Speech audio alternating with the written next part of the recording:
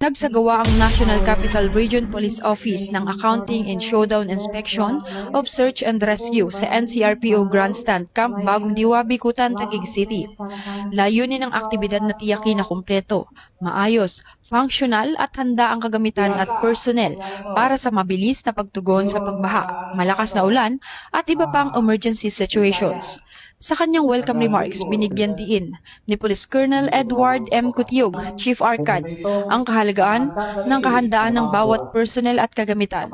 Nagbigay naman ng guidance si Police Brigadier General Rodel A. Pastor, Acting Deputy Regional Director for Operations ng NCRPO, upang matiyak na handang ma-deploy ang anumang oras ang mga tauhan at rescue equipment.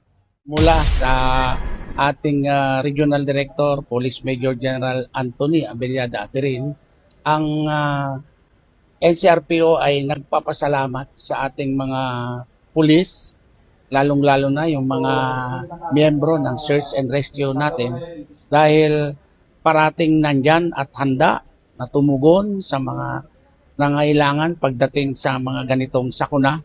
Subalit sa alang-alang din sana natin na bago tayo lumusong o umalis sa ating tahanan, siguraduhin din natin ng ating pamilya ay nasa mabuting kalagayan at handa rin sa mga ganitong sitwasyon, kasi parang napakasakit isipin na naililigtas natin kung minsan yung iba tapos yung pamilya natin ay nakaligtaan natin. Hindi lang doon sa galing at lakas ng mga pulis natin, makikita ninyo may mga gamit naman tayo na para doon sa pag-rescue, kagaya ng mga nakikita nyo dyan o nakita nyo kanina, yung mga bangka natin, yung mga lifesaver natin, may palakol, may piko, may pala, may pang putol tayo ng mga kahoy na maaaring makabara. Tao ang ating tutulungan. Nakiisa rin sa aktibidad ang personnel ng Regional Mobile Force Battalion sa pamumuno ni Force Commander Police Colonel Celso M. Rodriguez bilang bahagi ng kahandaan ng Bahay Agila sa pagtugon sa mga emergency at kalamidad sa Metro Manila.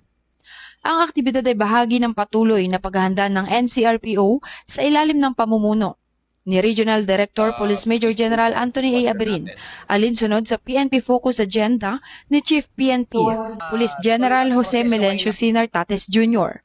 upang matiyak ang mabilis, maayos at epektibong pagtugon ng kapulisan para sa kaligtasan ng publiko.